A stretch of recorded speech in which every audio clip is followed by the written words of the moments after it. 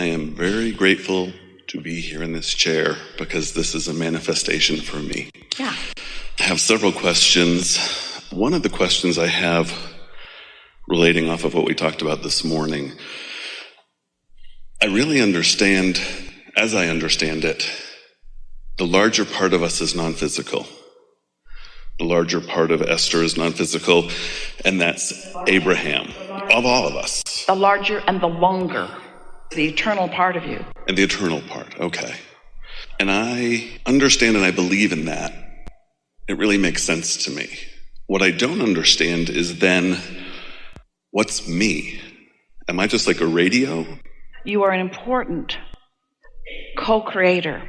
Maybe the best word that Esther has ever found when we try to answer this question is you are an extension of. So you are an important equal part. You are the part of that non-physical consciousness. And so it's like this. Part of you said, I'll stay here and remain pure positive energy. And I'll send an aspect of myself to explore the contrast in order to ask for more. So you're the part that gets into life, that observes it, that comes to your own conclusions about how it would be better, and then, without even needing words, radiates a vibration or a request, a rocket of desire, which assures the expansion of yourself and the universe at large. Your important function really is that you keep mixing it up so that you can ask for more. And then, as you ask for more, then Source, who stands in that stable place, can guide you, but not because you're a puppet, but because you are a willing receiver, willing to receive the answer to the question that life caused you to ask. I feel like a vessel. I've heard you say this several times with other people also. Is the thought mine or is the thought you? Am I just receiving those thoughts or am I thinking those thoughts? It's a little tricky, isn't it? Because once you think a thought, the thought thinks. And then law of attraction responds to the thought. So all of us are more receivers of thought than we are thinkers of new thoughts, but we are modifiers of them. There's just a constant new experience. Even something as simple as moving the chair. No big deal. Chose what looked like a perfectly wonderful chair. It seemed to meet all of the qualifications until it didn't. And so then, what's the next best decision from where I am? And what's the next best decision from where I am? And what's the next best decision from where I am? And so, if you accept that you are an eternal being, and in order to be eternal, you must be expanding. And in order to be expanding, there must be contrast from which to cause you to ask for more. Then you can see how the two aspects of you just work so perfectly together. That's why we began today by saying you really have 2 points of attraction. There's this non-physical point of attraction that's calling everything that you really want to that aspect of you, and then there's you calling everything to you that you've got active in your experience, and your emotions are the blend that let you know how you're doing. Well, and is it the non-physical that's giving me the urges to follow? In this sense, yes. You, in living life, are asking for improvement, so you throw it over there. And then your inner being accepts the improvement, knows it, focuses on it, and bees it, and law of attraction responds to your inner being, who is now the vibrational liver of what you've asked for. When you realize that when you don't feel good, you're splitting yourself, and when you do feel good, you are coming home to yourself, you are allowing yourself. You said, I'll go and I'm willing to split off a little bit in order to know what could be better. And your inner being says, and I'll stay here because I'm not willing to split myself. And when you send something over, I'll focus upon it. We're making this very rudimentary, but it's pretty much this way. I'll focus upon it. I'll hold it in our collective vibration of absolute well-being. And if you now, creator out there on the leading edge, if you, who caused this expansion, don't come with it, you're not going to feel quite as good as if you do come with it. Further, since I stand here knowing everything you've asked for, and knowing very clearly where you stand in your human form in relationship with everything that you've asked for, I'll hold the image so powerfully of you being there that if you tune in, you'll know what to do next and what to do next and what to do next and what to do next. It's sort of like, so you have an idea of this house you want to live in, and you meet with an architect, and you say, well, I didn't like not having enough closets. I want plenty of closets. And I didn't like having upstairs, downstairs. I want to be on one level. And I didn't like a crowded kitchen. And so you give to the architect what you want, often by telling him what you didn't like about where you used to live or where you are living. So you give the intentions to the architect, and then the architect draws the plans.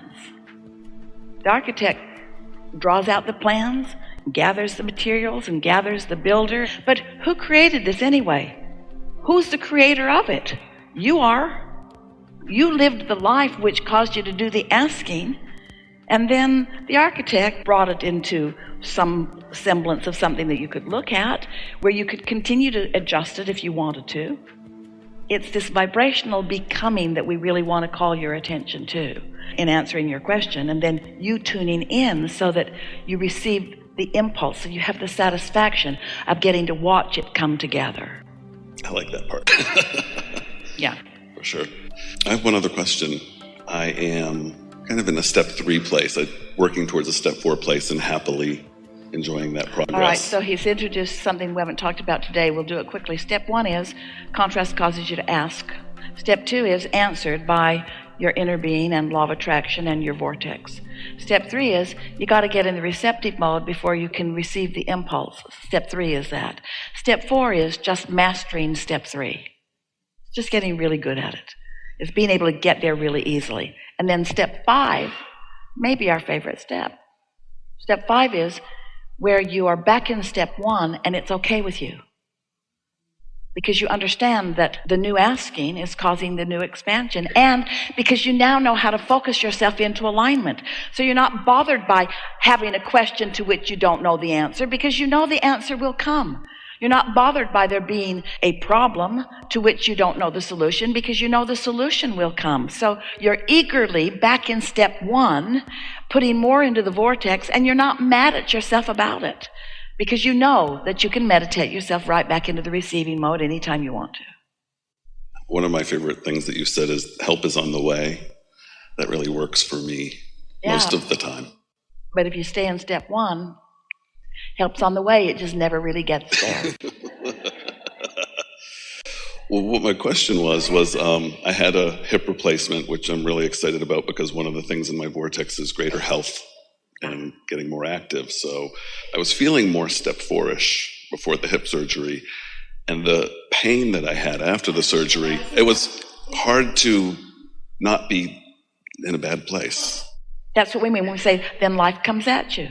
So then life is coming at you, and you're having your knee-jerk response to it. And that's normal. You can't do otherwise. You got to just say, it's okay that I'm feeling what I'm feeling, but that's why we're saying that you can't get there from there. That's what our sales job about meditation is about. Because especially when life is coming at you in a strong way to which you are having a lot of knee-jerk responses, you've got to give yourself the relief of alignment. And in time, all of those resources will kick back into place and you can get yourself back to where you want to be. The thing that trips so many of you up is that as life is coming at you, especially after you've played with this for a little while, and something happens to someone you care about, and therefore to you, and it's a condition that you couldn't control, and yet you're having a response to the condition, and now you're beating up on yourself for having a response to the condition. That's why step 5 matters so much, because of course you're having a response to this condition, because it isn't what you want. And you can't be blind. You can't just cease to exist. You can't just cease to perceive it. Of course you're going to have a response to it. But beating up on yourself for having the response, that just holds you endlessly in that turmoil, where if you can say, okay, so I don't like this, and what is it that I prefer? What would make it better? How could this situation be better? What would make it better? You put your question out there, and then the universe answers it. And when you stop beating up on yourself, you receive the impulses that do make it better. You see, earlier we threw in, just to tease you, to see if you'd bite, and some of you did, that the receptive mode is the replenishing mode. And that understanding that there is this vibrational reality that you're wanting to tune into so that what's in it, vibrations, can come out where you can receive them, thoughts, impulses, words, and actions. So the vibrations turn into thoughts, and then the thoughts turn into the things. We want you to feel the progress of that. And we're talking about the satisfaction mode. When you're satisfied, you're getting ready to be ready, to be ready, to be ready. Getting ready to be ready, to be ready, to be ready. And whatever you're ready for has to be enough. But most humans, they don't want this to be enough because it's just vibrational. It's not manifested. It's not all that satisfying. They worry that if they're satisfied with this, then what they want really won't come, because they think that so often, humans, we love you so much, you think that as you're suffering and you're pleading that makes things come to you because that's the way your mother treated you. You had to really plead a very needy case before she gave up the goods sometimes. And so she gave you a distorted view of the way the universe works. So when you realize that feeling satisfied now makes you ready to be more satisfied, which makes you ready to be more satisfied, which makes you ready to be more satisfied.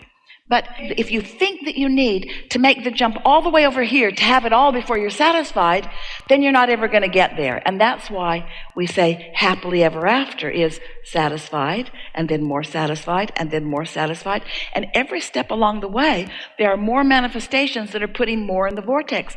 Ooh, that's so important to realize. That's why you're not ever going to be completely satisfied, because you're not ever going to be at the end of your ability to receive more. Because you are eternal.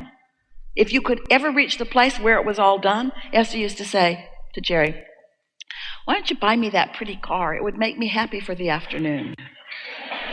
And that wasn't too far from really what she meant, because it was a manifestation. Whoopee! Smells great, looks great. Look how fast it goes. And then after a little while, it's just a way to get from one place to another again.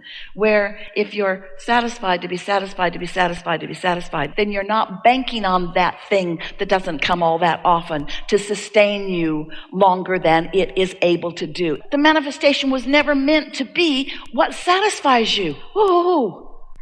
You've been saying it in other ways. You've been saying the joy is in the journey, and that's what you mean. The manifestations have never meant to be what satisfies you. It's the new awareness of the new mix that your vortex is mixed up for you, and your new ability to receive it and have the new exposure to the new experience. Have you ever been in a space, Esther does it quite often in whatever space she's in, walking through a garden and noticing how different the garden looks, not just in different seasons, not just on different days, but even in different moments as the lights change, as the clouds move. Every moment is ripe with new awareness. And when you realize that you have source energy flowing to you and through you, and you're in the receptive mode, then you have this fuller moment. Some years ago, when Jerry and Esther first moved to San Antonio, Esther walked down to the gate to open it, and Jerry was coming with the car, and he didn't come right away, so she walked down, and she was standing by the gate, and all of a sudden, she realized that she was having like an altered state. The sky looked unlike it had ever looked to her. She had never seen the sky look like that. She didn't know what it was. It was almost like seeing northern lights, but there aren't any in the southern sky like that. She just stood in amazement as she took it all in, and then she could smell the fragrance of some blooming something that was so far away that she couldn't see it. She could only smell it. And the feeling of the wind on her skin and everything about her physical body was just enhanced oddly and in an extraordinary way. And then she said, oh, it's you, isn't it, Abraham? And we said, you've caught us again. Peeping through your eyes, smelling through your nose, feeling through your skin, hearing through your ears. When you get tuned in to who you really are, so that the whole of you is present in this moment, and this moment, and this moment, the satisfactions of those moments, no matter what the conditions are, because your inner being knows how that condition produced this new desire, and that this new desire has the ability to be received by you, provided you are in the frequency where you can perceive it. You create your own reality, which means you translate your own reality into being, which means you perceive your own reality. That's why several people can be walking down the same street and be having very different experiences. So good. So good.